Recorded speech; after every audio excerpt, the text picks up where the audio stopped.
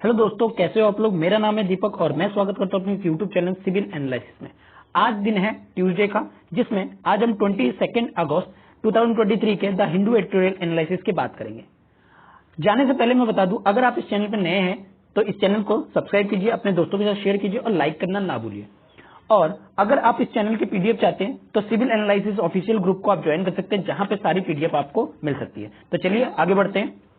सबसे पहला जो मैं आर्टिकल लेने वाला हूं, सिर्फ 2 आर्टिकल के ऊपर बात करने वाला हूं, ठीक है, क्योंकि एक जो आर्टिकल वो ब्रिक्स के ऊपर था उसको मैंने पहले ही कवर अप कर दिया है। आप चाहे तो मैं इसका लिंक जो है डिस्क्रिप्शन में दे दूंगा, आप वहां जाके चेकआउट कर सकते हैं, ठीक है। चलिए अगर हम बात करें, सबसे पहला आर्टिकल है super power of OTT platform. OTT platform की क्या कंडीशन है, किस तरीके से लोग वहां पे प्रेजेंस होते हैं, क्या स्टैटिस्टिक है, इन सब के बारे में यहाँ थोड़ा सा जानकारी लेंगे। और कुछ जो वैसे लोग हैं जो कि सुन नहीं पाते हैं, उनके लिए ओटीटी प्लेटफॉर्म में जो कैप्शन वाला ऑप्शन रहता है, वो किस तरीके से कारगर होता है और साथ ही साथ कितने लोग वहां ज्वाइन होते हैं, इसके बारे में भी कुछ बताया गया है, ठीक है। अगला जो आर्टिकल है वो the Saudi Arabia UAE divide become public. अब देखिए, जो सऊदी अरेबिया और यूएई में डिवाइड देखने को मिल रही है, वहां पे कहीं ना कहीं लोगों को सारी बातें कहीं ना कहीं धीरे धीरे पता लग रहा है। तो इसके बारे में एक आर्टिकल है, इसको डिस्कस कर लेंगे, ठीक है। तो चलिए बढ़ते हैं। सबसे पहला आर्टिकल है the super power of OTT platform.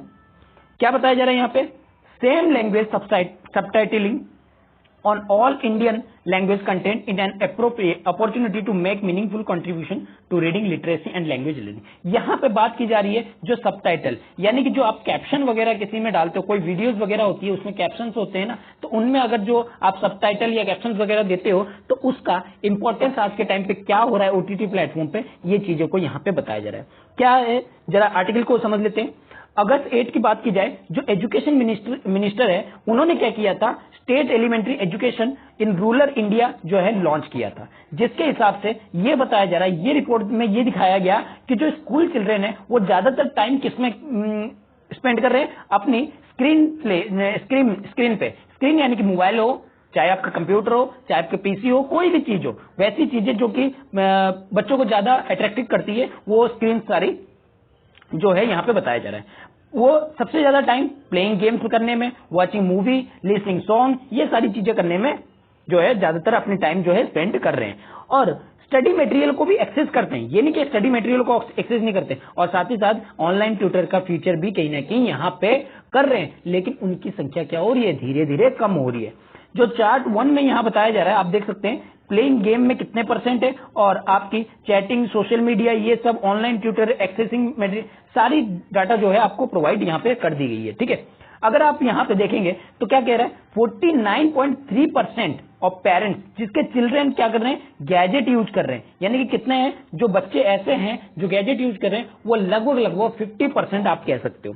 और जिसमें 76.7% लोगों का क्या कहना है कि उनके बच्चे मेनली क्या यूज करते हैं, आपके मोबाइल फोन जो यूज करते हैं वो सिर्फ वीडियो गेम खेलने के लिए। यानी कि सोचिए 49 यानी कि लगभग 50% लोगों के पास गैजेट है, और उसमें भी 76%, यानी कि कहने का मतलब अगर आप 100 बच्चे हैं, 50 बच्चे हैं, 50 में से कम कुछ नहीं तो 40 बच्चे जो है, 35 से 40 बच्चे क्या कर रहे हैं, गेम, मोबाइल फोन में वीडियो गेम खेलने का काम कर रहे हैं।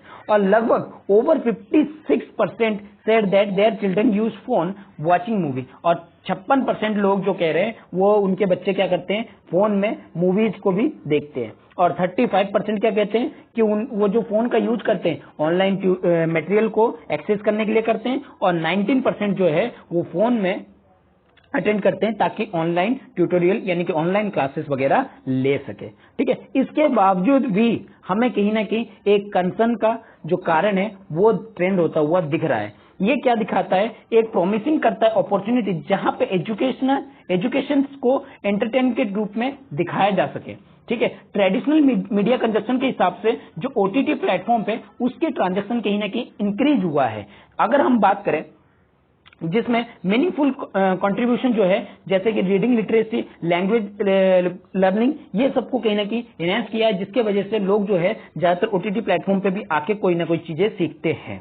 अगर हम बात करें कैप्शन की, जो इन्वेंटेड किया गया था यूएस में, कब 1970s के दौरान में, जब टेलीविजन पे लोगों के लिए एक्सेसिबल कराया गया, और यहाँ पे अलग अलग तरह के डिग्री के लोग, जैसे कि जो कि हियरिंग इम्पेयरमेंट है, यानी कि जो सुनने में बाधित है, जो सुनने के लिए असमर्थ है, वो लोग क्या कर सके, वो भी इन चीजों को एक्सेस ले सके। व्यूइंग विदाउट हियरिंग, जो लोग बिना हियरिंग के देख रहे हैं, जो डिसेबिलिटीज है, उनको कहीं ना कहीं एक कैप्शन कहीं ना कहीं एक अलग ही लेवल तक पहुंचा जाता है। और वहां पे एक चीज और जुड़ के आती है, सेम लैंग्वेज सबटाइटलिंग, यानी कि अगर इंग्लिश में बोल रहा है तो इंग्लिश लैंग्वेज में ही क्या करेगा, वो शो करेगा, same language subtitling. Help following dialogue better, जिससे कि वो डायलॉग को अच्छी तरह समझ पाए, इसके लिए वो कैप्शन जो है बनाया गया। कैप्शन और एसएलएस जो है अभी लगभग 40 से 50 कंट्रीज में अवेलेबल है, लेकिन जो बड़ी बेनिफिट है, मेजर बेनिफिट है वो एसएलसी का, वो इंप्रूव कर रही है मास रीडिंग लिटरेसी में, ठीक है, जो कि बहुत सारी कंट्रीज में अभी भी है नहीं, ठीक है। अगर हम प्लैनेट रेड सर्वे की एस्टीमेट की बात करें तो यहां पे बिलियन लिटरेसी पीपल जो है कंट्री में है, जिसमें 6 मिलियन जो है कहीं ना कहीं पढ़ने में थोड़ी सी असमर्थ है, यानी कि थोड़ी उनको पढ़ाई में मतलब रीडिंग में थोड़ी सी वीक है। उस सर्वे के हिसाब से जो कंडक्ट किया गया कि 4 जो हिंदी स्पीकिंग स्टेट है, ठीक है, हिंदी स्पीकिंग के 4 जो स्टेट्स हैं उनमें मेजर किया गया लिटरेसी को, जिसमें 2 मेथड लिया गया, एक सेंसस मेथड जिसपे पूरी रिपोर्टिंग जो है रिलाई करती है, और दूसरी आपकी जिसमें ग्रेड 2 लेवल तक के लोग जो है किस तरीके से रीड कर पाते हैं इस चीज को। और एक ऑर्मेक्स ओटीटी ऑडियंस रिपोर्ट भी जारी किया गया, जिसमें यह बताया गया इंडिया की ओटीटी बेस जो है 2022 में देखा जाए 424 मिलियन पीपल जो है वहां पे आते थे। लगभग 80% का पेनिट्रेशन हमें कहीं ना कहीं मेट्रो सिटीज से ही देखा जाता है। मतलब जो मेट्रो सिटीज वगैरह है, जैसे मुंबई हो गया, दिल्ली हो गया, बेंगलोर हो गया, इन सब सिटीज से क्या है 80% के लोग क्या करते हैं, ओटीटी प्लेटफॉर्म पे आते हैं। अगर हम बात करें फ्यूचर ओटीटी ग्रोथ की, तो यहां पे बहुत ज्यादा अभी कहीं ना कहीं हमें दिख रहा है रूरल एरिया से भी पेनिट्रेशन होना, यानी कि प्रीडोमिनेंटली होना स्टार्ट होगा। धीरे धीरे कहीं ना कहीं इंडियन लैंग्वेज के कंटेंट की तरफ भी लोग क्या कर रहे हैं, टिल्ट हो रहे हैं। अगर हम एसएलएस की बात करें, ठीक है, तो ये क्या बताता है, सभी लैंग्वेज जो कंटेंट है वो क्या होता है, वो एक मैसिव अपॉर्चुनिटी इनको प्रोवाइड करता है। जैसे यूनिवर्सलाइजेशन ऑफ एसएलसी में act automatic reading practices viewer language, यानी कि व्यूअर की लैंग्वेज को जो है वो ऑटोमेटिकली रीडिंग कर लेता है, ठीक है। तो इस तरह की जो बहुत सारी जो टेक्नोलॉजी है उसकी जो है इंपॉर्टेंस यहाँ पे आ जाती है। चलिए आगे बात करते हैं। आगे क्या बताया जा रहा है, द बिलियन रीडर्स जो इनिशिएटिव ले रहे हैं कि PlanetRead organisation scaling SLS on TV and streaming platform achieve that. मतलब कि जो बहुत सारे जो हमारे बिलियंस रीडर्स है वो क्या है, इनिशिएटिव ले रहे हैं। जो इनिशिएटिव है किसके द्वारा, जो कि प्लैनेट रीड ऑर्गेनाइजेशन द्वारा, जिसमें एसएलसी को टीवी में ज्यादा बढ़ावा दे और एक अच्छी चीजें जो है अचीवमेंट कर सके। अगर हम इसके rights of person with disability 2016 की बात करें, 2016 की बात करें, तो सभी प्लेटफॉर्म ने, ओटीटी प्लेटफॉर्म ने क्या किया था, यहाँ पे एसएलसी को रिक्वायर्ड कर दिया था कि वो अपने कंटेंट में एसएलएस को जोड़ेंगे, ठीक है। और ministry of information and broadcasting framework ने ये भी एक्सेसिबिलिटी स्टैंडर्ड जो है वो भी यहाँ पे प्रोवाइड किया था, जहां पे 2019 में मैंडेट किया था जो एसएलसी है वो हाफ कंटेंट ऑफ टीवी होनी चाहिए 2025 तक, यानी कि 2025 तक जाते जाते जो टीवी कंटेंट है वहां पे हाफ जो होनी चाहिए वो आपकी एसएलएस से ही जुड़ी हुई होनी चाहिए। प्लैनेट रीड जो कंडक्ट सर्वे किया था, जिसमें 2673 जो मूवीज है या शोज है उनके ऊपर किया था 2022-23 में। और इंडिया की नहीं, यहाँ पे इंडिया में जो किया गया था रिसर्च, वो 5 ओटीटी प्लेटफॉर्म जैसे Hotstar, Netflix, Amazon Prime, Zee five and Sony Live पे किया गया था। और लगभग सभी इंग्लिश लैंग्वेज के कंटेंट इस ओटीटी पे अवेलेबल भी होते थे, किसके साथ, इंग्लिश सबटाइटल के साथ। अगर हम उसके बाद भी देखें, कंट्रास्ट के बाद भी देखें, एसएलसी अभी भी बहुत सारी इंडियन लैंग्वेज में अभी भी मिसिंग हो रही है, ठीक है। अभी यहाँ पे डाटा दे रखा है कि किस तरीके से जो है बाहर के इंग्लिश कंटेंट तो इंक्लूड हो रहे, लेकिन इंडिया के कंटेंट जो है किस तरह से इंक्लूड नहीं हो रहे, ठीक है। जिसमें एसएलसी है, नो एसएलसी में इंडिया अगर देखा जाए 93.4 है। अगर एसएलसी अगर वहीं पे इंग्लिश कंटेंट की बात करें बहुत ज्यादा है, ठीक है। चलिए आगे बात करते हैं। नेटफ्लिक्स कहीं ना कहीं एसएलसी की इंप्लीमेशन को इंडियन लैंग्वेज में एक 1/3 कंटेंट के रूप में देखा जाता है। मतलब जो आप देख सकते हैं चार्ट नंबर 3 में जो नेटफ्लिक्स है वो 1/3 का पावर रखता है ताकि जो है वो 1/3 कंटेंट जो है अपना कहीं ना कहीं SLS के इंप्लीमेंट करता है इंडियन लैंग्वेज में। ठीक है, समझ में?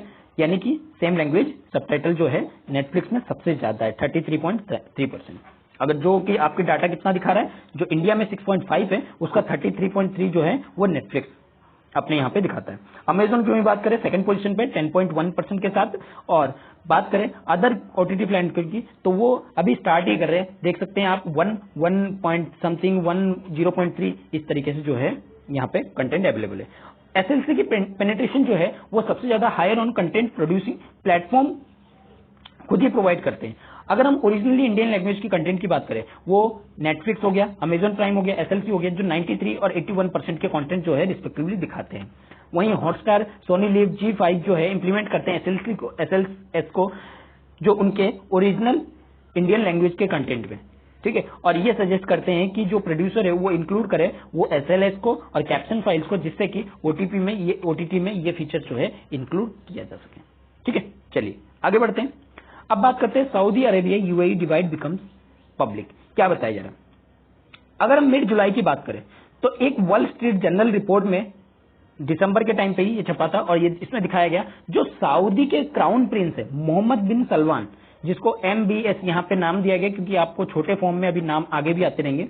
ठीक है, तो इन्होंने क्या कहा कि एक group of Saudi Arabia journalist that United, जो इन्होंने सऊदी अरेबिया जर्नलिस्ट के जो यूनाइटेड नेशन के, उनको ये बताया कि स्टैब्ड अस इन बैक, यानी कि जो यूनाइटेड नेशन अरब अमीरेट के लोग अमीरेट है उसने कहीं ना कहीं उनके पीछे छुरा भूखा है और ये उनके लिए खतरा हो रहा है।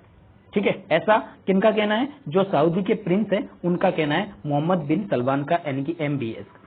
ठीक है, और उनके साथ उन्होंने ऐड किए ये कहीं ना कहीं क्या बताया कि worse than that what I did with Qatar, यानी कि मैं कतर के साथ क्या कर सकता हूं, इससे भी बुरा हो सकता है। क्योंकि अगर हम बात करें harsh for political and economical blockade kingdoms neighbourhood from 2007, ये बहुत सिचुएशन जो है थोड़ी सी खराब होती हुई दिख रही है यहाँ पे किंगडम के जो नेबरहुड में 2017 से। अगर क्राउन प्रिंस की बात करें यहाँ पे ज्यादा ही गुस्सा हो रहे हैं। ठीक है, एब्सेंस ऑफ UAE रूलर, यानी कि जब UAE की रूलर है उनके एब्सेंस पे ये ज्यादा गुस्सा हो। कहां पे एब्सेंस हुए थे? जब आपकी GCC की मीटिंग हुई थी जहां पे विजिटिंग किए थे चाइनीज प्रेसिडेंट सी जिनपिंग, वहां पे इनकी जो मौजूदगी है वो होनी चाहिए, लेकिन ये मौजूद नहीं थे, जिसके वजह से मोहम्मद बिन जो जायद है वो UAE के रूलर है, और वो हाजिर ना होने की वजह से जो मोहम्मद बिन सलमान है वो कहीं ना कहीं काफी ज्यादा नाराज हुए थे। अब देखिए क्या प्रॉब्लम हो रही है, ये इसके बारे में हम आगे थोड़ा डिस्कस करेंगे। अब अगर ये बात करें, जो ये आउटबर्स्टिंग का सिग्नल है वो कहीं ना कहीं एंड करता है, जिससे कि ये बताता है जो सऊदी के प्रिंस है और UAE के प्रेसिडेंट है उनके बीच में कुछ ना कुछ तो तनातनी चली रही है।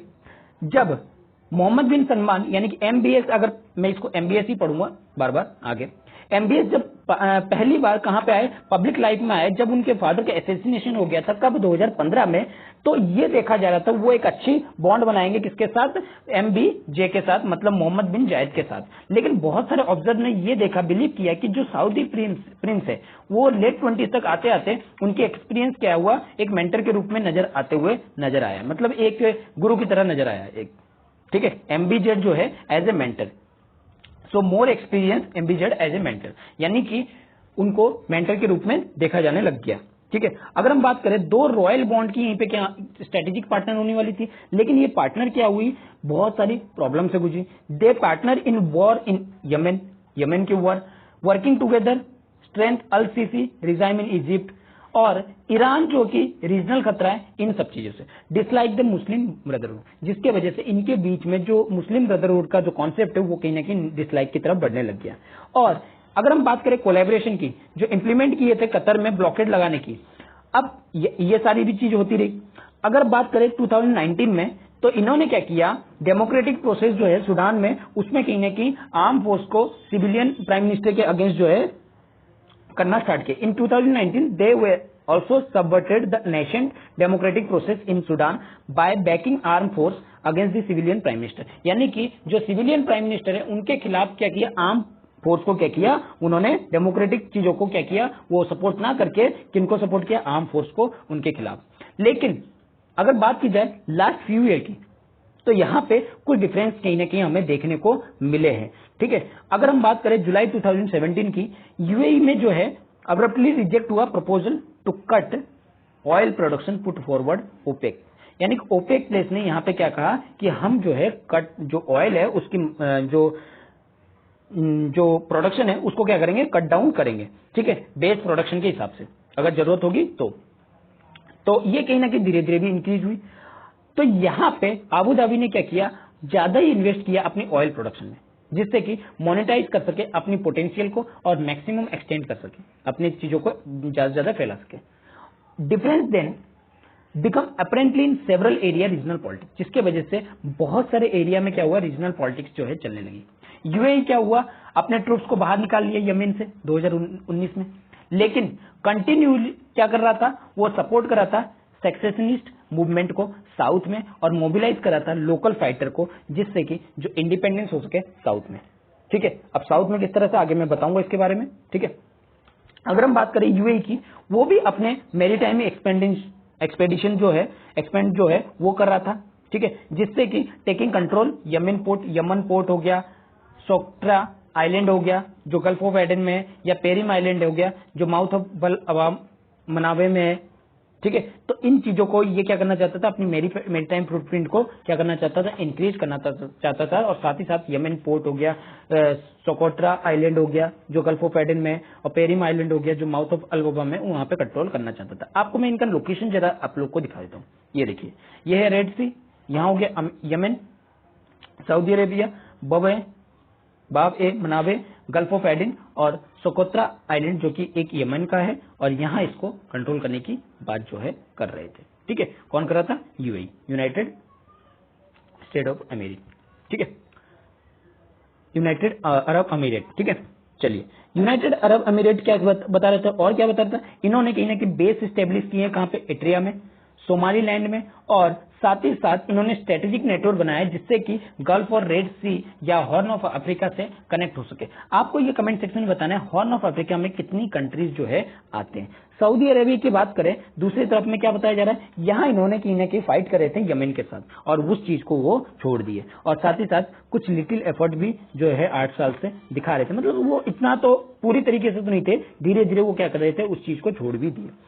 और यहाँ पे सीरिया में कहीं ना कहीं सबसे ज्यादा एक्सपीरियंस उनको सेटबैक का एक्सपीरियंस हुआ, जब रशिया की इंटरवेंशन हुआ 2015 में, जिससे असाद गवर्नमेंट जो है उसको पूरी तरह से गिरा दिया गया, और साथ ही साथ ईरान में भी जब यूनाइटेड स्टेट फेल हुआ कि अपनी रिपीटेड मिसाइल में, जब ड्रोन अटैक में 2019 में, इस तरह की चीजों में, कब, जब ईरान हो या जो आपके असाद की गवर्नमेंट गिराना हो, उस टाइम पे बार बार जो आपकी यूएस ने क्या किया, इस तरह से चीज किया, तो कहीं ना कहीं सीरिया को एक सेटबैक जो है यहाँ पे लगा, जो पार्लिस सिनेरियो कहीं ना कहीं इंक्रीज करता है सऊदी अरेबिया की, क्योंकि वो डी एक्सेलरेशन कर सके और अपनी डायलॉग को क्या कर सके, अपनी इन रीजन में बढ़ा सके, यानी कि सीरिया भी दब गया, तो यहाँ पे मौका किसको मिल गया, सऊदी अरेबिया को, ताकि वो अपने रीजनल पार्टनरशिप को, अपने डायलॉग को कहीं ना कहीं और ज्यादा स्ट्रेंथ कर सके। ठीक है, और वो तो चाहता ही था इन सब चीजों पे कब्जा और करने के लिए। इसके साथ साथ अगर हम बात करें, कतर के ऊपर ब्लॉकेड जो है वो जनवरी 2021 में भी उन्होंने हटा लिए, और साथ ही साथ उन्होंने ईरान के बगदाद से भी अप्रैल 2021 में क्या किया, डायलॉग करना यानी कि बातचीत करना स्टार्ट भी कर दिया। यूएई का जो रिलेक्टेंट पार्टिसिपेशन है दोनों ही इनिशिएटिव में था, चाहे वो कतर की तरफ हो, चाहे वो एंगेजमेंट हो ईरान का, दोनों ही तरफ में उनका एंगेजमेंट जो था, पार्टिसिपेशन जो था वो बना हुआ रहता है। अगर यूएई की बात करें, वो नॉर्मलाइज करना चाहते थे किसके साथ, इजराइल के साथ, अगस्त 2020 में, जो सऊदी के रिस्पॉन्स जो है, Saudi sponsors Arab peace initiative that required Israel to accommodate Palestine interest before Arab state normally. अब देखिए यहाँ पे क्या बताया, सऊदी का जो स्पॉन्सर्स है वो क्या कहते हैं कि अरब पीस इनिशिएटिव तभी होगा जब इजराइल कहीं ना कहीं जो इंटरेस्ट है अकोमोडेट करेगा पैलेस्टीन्स को, और जिससे कि अरब स्टेट क्या करेंगे, जो है रिलेशन जो है वो नॉर्मलाइज हो गया। लेकिन बाद में किंगडम ने क्या इनिशिएटिव लिया कि वो रीएडमिशन करेंगे सीरिया को, किसमें, अरब लीग में, कब, मई दिस ईयर। लेकिन अगर बात कर दे मोहम्मद बिन जैद की, वो फेल कर गए इस अटेम्प्ट को सबमिट करने की। अगर बात करें सूडान में, तो 2 gulf neighbours are now backing different general. ठीक है, अगर हम 2 गल्फ नेबर की बात करें जहां पे 2 अलग अलग जनरल है, ठीक है, सूडान में, वह जहां पे किंगडम जो है वो सपोर्ट कर रहा है किसको, चीफ अल बुरहान को, और जबकि यूएई वो किसको सपोर्ट कर रहा है, मिलिशिया लीडर दागोलो को। ठीक है, यहां पे कहीं ना कहीं जिसके वजह से सबसे ज्यादा सिविल कॉन्फ्लिक्ट भी जो है वो बनते हुए नजर आ रहा है।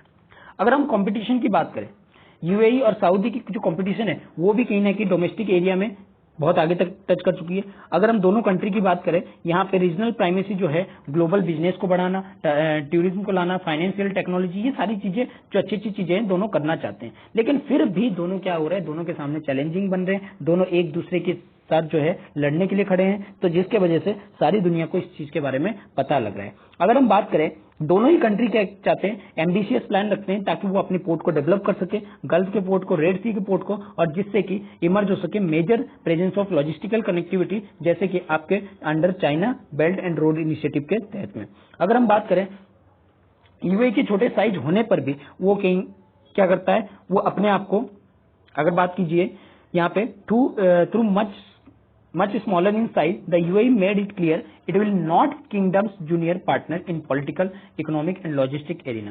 और ये क्या करता है, कंपनसेट करता है छोटे साइज में, जिसका इनका विजन हो, चाहे डायनामिक्स हो या फिर एम्बिशंस हो अपने लीडर की, या कोई भी जो नई ग्लोबल इंटरेक्शन एरिया हो, ट्रेड, कनेक्टिविटी, टूरिज्म, सब में कहीं ना कहीं ये पार्टिसिपेशन करना चाहता है और कहीं ना कहीं बिजनेस फ्रेंडली और पीपल फ्रेंडली जो है वो बनाना चाहता है। लेकिन कॉम्पिटिशन से अच्छा होगा आप कॉर्पोरेशन करो, यानी कि आप यूएई और सऊदी अरेबिया कंपटीशन करने से बेटर होगा कि वो कॉर्पोरेशन करे, जिससे कि दोनों के बीच में, गल्फ नेबरहुड के बीच में क्या हो जाए, अच्छी टाइज बन जाए, जिससे कि दोनों जो है, दोनों का पोजीशन जो है वो अच्छा हो, ग्लोबल एनर्जी जो है अच्छी तरीके से मिले और बिजनेस अच्छी तरह से हो, फाइनेंशियल कहीं ना कहीं यहाँ पे इंश्योर हो, जो कि आज के टाइम पे बहुत ज्यादा अनचैलेंजिंग हो रहा है। ठीक है, चलिए, तो आई होप कि आपको आज का जो लेक्चर है वो अच्छा लगा होगा। लेक्चर अच्छा लगा है तो इसको लाइक कीजिए, अपने दोस्तों के साथ शेयर कीजिए और सब्सक्राइब करना ना भूलिए। Thank you.